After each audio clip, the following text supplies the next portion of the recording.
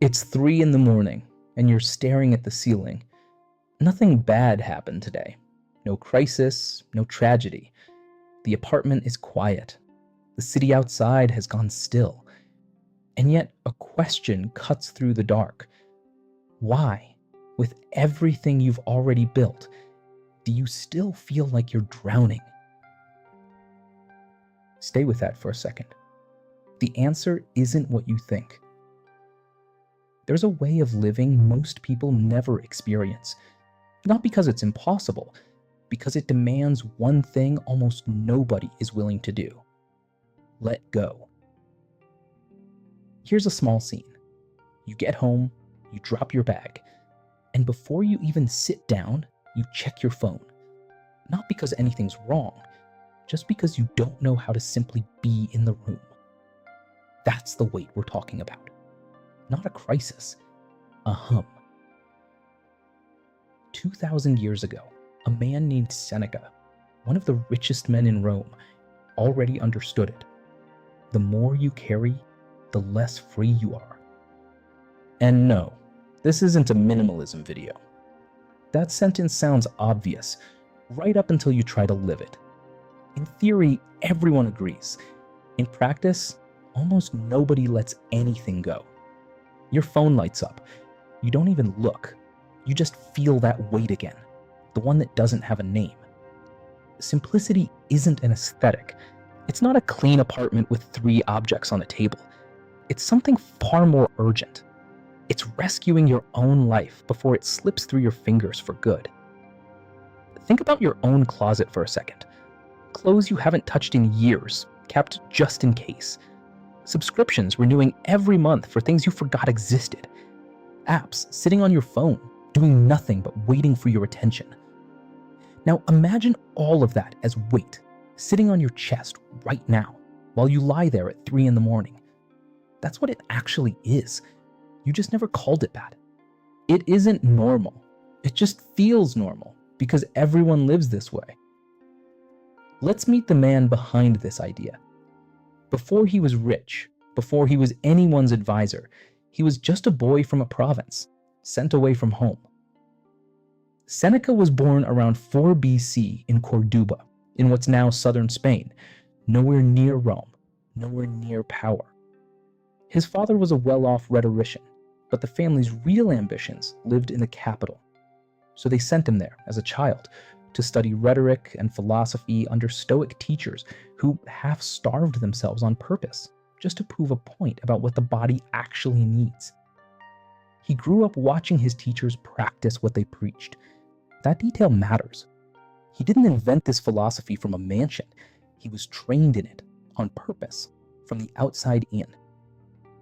He rose fast. Senator, celebrated orator, a name people in Rome already knew before he turned 40. And then, almost overnight, he lost every bit of it. In the year 41, he was accused of adultery with the emperor's own sister. Whether the charge was true or simply useful to the people in power, historians still argue. Barely matters for what happened next. The Emperor Claudius banished him.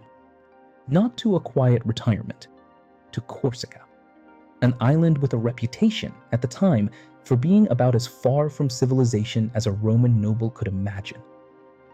He stayed there 8 years. No senate, no banquets, no audience for his speeches. Just a man who'd built an entire identity on being brilliant in front of powerful people, alone on a rock in the Mediterranean, with nothing left to perform for. Picture that. Everything he was, gone, in the space of one accusation. And still, years later, he wrote that a wise man carries all he needs within himself and can lose a kingdom without losing anything that actually mattered. Easy to say from a mansion, almost unbelievable coming from an island where he'd already lost everything once and had no promise he'd ever get it back. He was eventually recalled, not out of mercy, but out of politics. The emperor's new wife needed a tutor for her young son, and Seneca's name still carried weight. That son's name was Nero. Remember that. We'll come back to it. So when this man later told his readers to practice losing everything on purpose, a few days a month, bread and water, hard bed, every comfort stripped away, he wasn't inventing a lifestyle trend. He was rehearsing, deliberately, the one thing he already knew in his body could happen to anyone without warning. He called it voluntary poverty. Not punishment, not performance, training. Here's the exercise, and you could start it this weekend. Not 8 years, just one night. Turn off the heating, skip the takeout, sleep on the floor of your own living room. You'll learn more about what you actually need in that one night than in a year of thinking about it. He had a second practice, and it's even stranger. He'd sit deliberately and imagine the worst, losing his position, his fortune, the people he loved, his own life.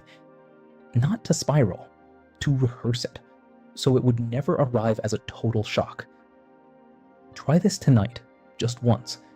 Before you sleep, spend 60 seconds imagining the thing you're most afraid of losing gone.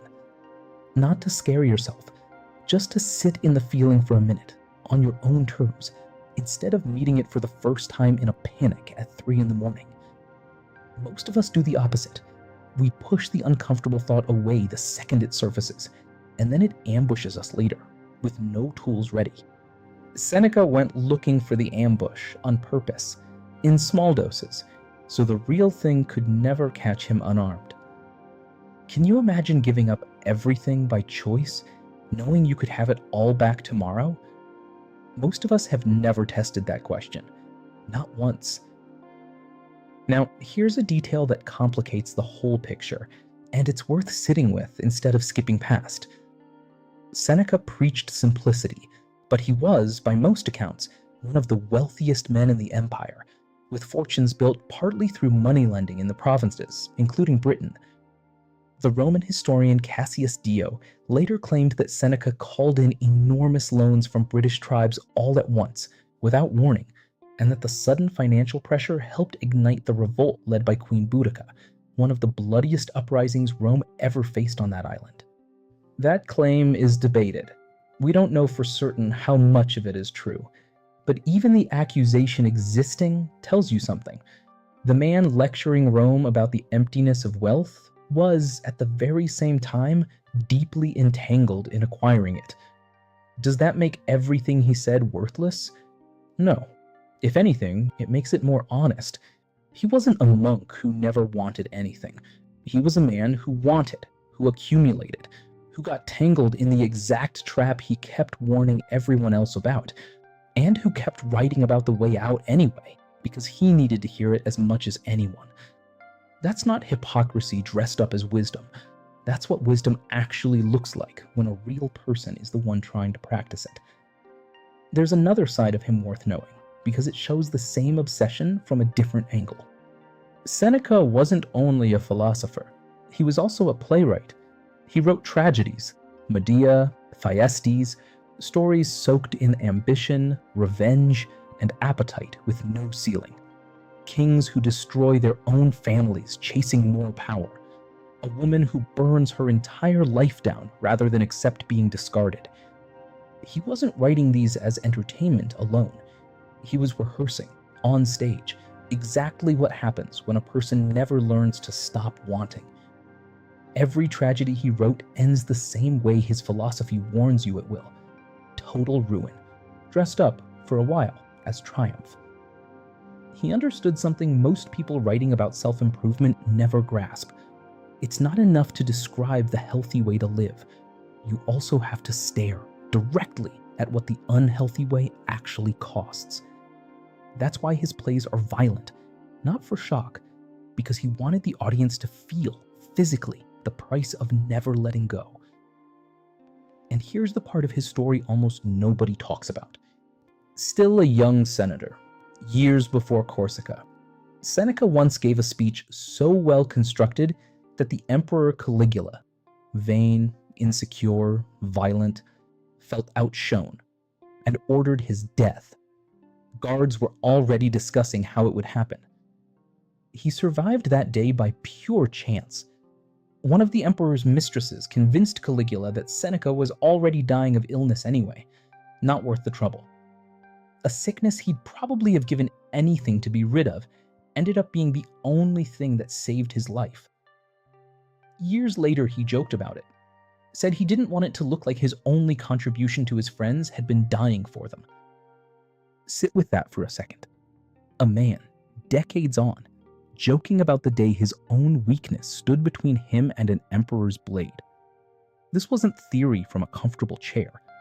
This was a man who knew, in his body, exactly what he meant when he said all security is an illusion.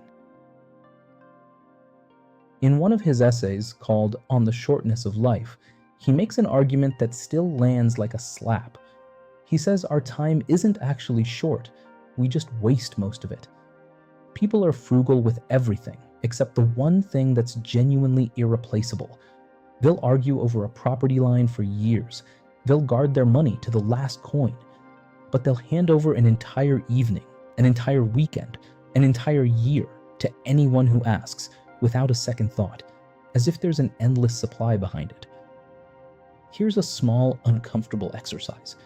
Think about the last week, not the hours you slept or worked or had to spend on things you couldn't avoid, the hours that were actually yours to spend. Where did they go? For most people, that question produces the same long, uncomfortable silence as the one about identity, because the honest answer is usually scrolling, waiting, half watching something we won't remember by Friday. Seneca's point wasn't to make you feel guilty about resting. He was careful about that distinction. Rest that restores you is never wasted time. What he was after was different. The hours that neither rest you nor build anything. The ones that just leak away while you're technically doing something. Those are the ones he wanted you to notice. Try this. At the end of today, before you sleep, name 1 hour you'd like back. Just one. Not to punish yourself over it, just to prove to yourself the hour existed and that you noticed it leaving. So here's his question, and it still stings today. Who would you be without your possessions? If it all vanished tomorrow, the car, the house, the brand names, would anyone actually be left standing there? Or did you become a collection of things you own? Strip the brand names away, the neighborhood, the job title. Answer honestly, what's actually left? For most people, that question produces a long, uncomfortable silence, because so much of what we call personality today is really just a shopping list we've memorized well enough to perform without thinking. But Seneca went further. The real problem wasn't depending on things, it was depending on other people's opinions to know if those things were even worth having. Owning something and needing it, he said, are two entirely different states. You can have a big house and not need it, or you can have almost nothing and be completely enslaved to it, begging for approval from people who have more. The Stoics had a word for this category of things: money, comfort, reputation, even health. They called them indifference. Not because they don't matter at all, because they're not what makes a life good or bad. You're allowed to enjoy comfort when it comes. You're just not supposed to build your sense of self on top of it, because anything you build on top of an indifferent can be taken away by something entirely outside your control. That's the actual target here. Not poverty, not renouncing comfort, just refusing to let something that was never guaranteed to stay decide whether you're okay. Here's a small scene for you. It's 11 p.m., you're in bed, and you open an app. Not because you're bored, just to check. And for 10 minutes, you scroll through other people's best day, their best angle, their best possession, on a loop that never ends and was never designed to make you feel finished. Seneca only had to compare himself to a handful of senators he crossed paths with in person. You compare yourself to thousands of strangers, updated every few minutes. Comparison, he said, is a thief that never announces itself. The volume today is what turns a manageable feeling into a constant, low-grade hum of not enough. one that follows you into rooms where nobody's even watching. Before going further, it's worth a real pause here. If any of this has landed somewhere, the possessions, the fear, the borrowed identity, drop a comment on which part hit hardest. I'll come back to it before we end. Now, an important honesty check, because this is where most videos like this one lie to you. Seneca could choose poverty because he knew with certainty that Monday he'd be back in the mansion. His scarcity had an expiration date, a safety net. That's not hypocrisy. It was training by his own logic, but it's radically different from the scarcity of someone with nowhere to go back to. Someone eating bread and water while their fridge sits full at home is having one experience. Someone eating bread and water because there's no other option is having a completely different one. Confusing the two is, at best, naive, at worst, dishonest. So this isn't a video glorifying scarcity. It's a video questioning excess, for those who actually have excess to question. If that's you, and if you're watching this at 3 in the morning with a full fridge and a phone full of apps, it probably is, the invitation still stands. Simplicity isn't about having little, it's about needing little. Pause.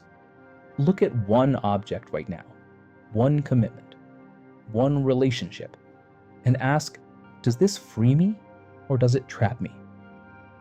Seneca had a way of framing this that still holds up. Treat your possessions as things on loan, things that could be called back at any moment. Not out of pessimism, because that mindset kills unhealthy attachment. Think of the last time you lost something you loved. The pain didn't come only from the object. It came from the illusion that it was permanent, that it was yours by right instead of by luck. Not all the weight we carry is physical either. Seneca wrote an entire essay on anger, and his core claim there still holds up uncomfortably well. A grudge is just another possession. You keep it on a shelf, you dust it off periodically, you show it to people as if it proves something. And the whole time, it costs you. The exact same way a closet full of unused things does. Space, attention, energy you'll never get back. Think of one grudge you're still carrying right now. Not a big betrayal necessarily. Maybe just a comment someone made months ago that you've replayed a dozen times since. Seneca's advice was blunt. The person who wronged you is very likely not thinking about it at all.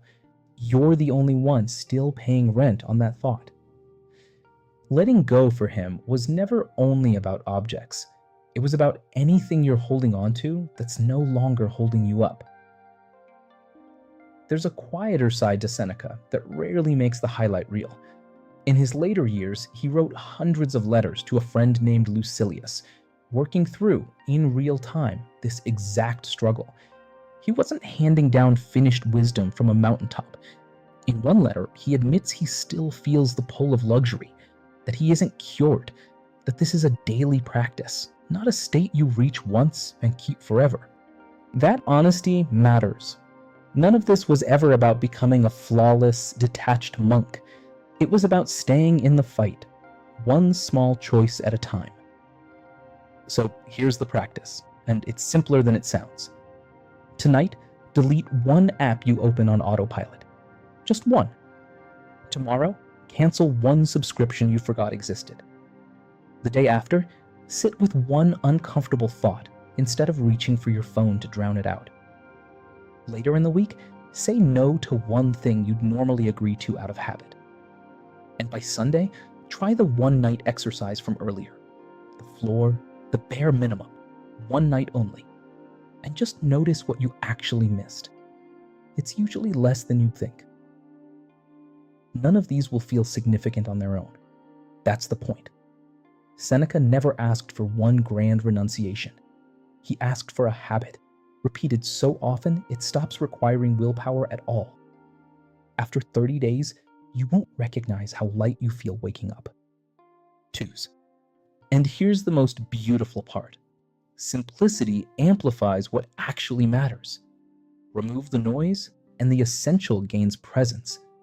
The dinner with someone you love gets more intense. The real conversation phone nowhere in sight, becomes something that feeds you for days.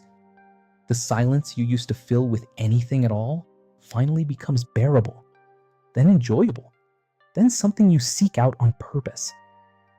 Notice, the ceiling hasn't moved. You have.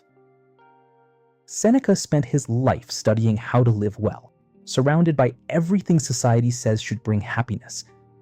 His conclusion, after all of it, the good life isn't found in accumulating. It's found in discerning, not in having more, in needing less. Remember the boy he tutored back when he was recalled from Corsica? That boy grew up, became emperor, and in the year 65, on charges of treason, it was Nero, the same student Seneca had once shaped, who ordered his old teacher's death.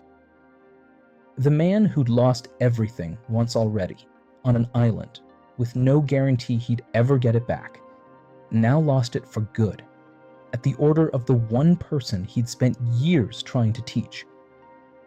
When the soldiers arrived, by most accounts, he asked for calm. He comforted the people around him, not the other way around. He faced it with the same composure he'd spent a lifetime writing about. Not because he didn't fear death, because he trained, again and again, in small daily losses, not to depend on anything that could be taken from him. His philosophy wasn't tested only in theory. It was tested twice, once on a forgotten island, once at the very end. And both times, it held. Here's the strange part. Almost everyone who condemned him, ordered his exile, or signed off on his death is remembered today mostly because he wrote about them. Caligula, Claudius, Nero. Their names survived largely inside his letters and his plays. The man who kept saying, "Nothing really belongs to you," outlasted, in memory, almost everyone who ever took something from him. Life isn't a competition to see who accumulates the most. It's a single, unrepeatable experience. Nobody, on their deathbed, asks for one more subscription renewed, one more upgrade, one more thing to store in a closet they'll never open again. What people actually reach for at the very end is almost always the same short list. The people they loved, the time they wasted worrying about things that never happened, the years they spent performing a life instead of living one. Next time you're lying awake, staring at the ceiling, maybe the question won't be, "Why am I drowning?" Maybe it'll be, "What exactly can I let go of tomorrow?" It won't feel comfortable at first. No real liberation does. But it's far lighter than continuing to carry weight you don't even remember picking up. Pick just one thing, an object, a commitment, a thought, and let it go in the next 24 hours. Not the 90% you don't need, just one. The rest comes after. Because in the end, the question was never how much you can accumulate. It was always how much you have the courage to let go. That's where it ends. For now.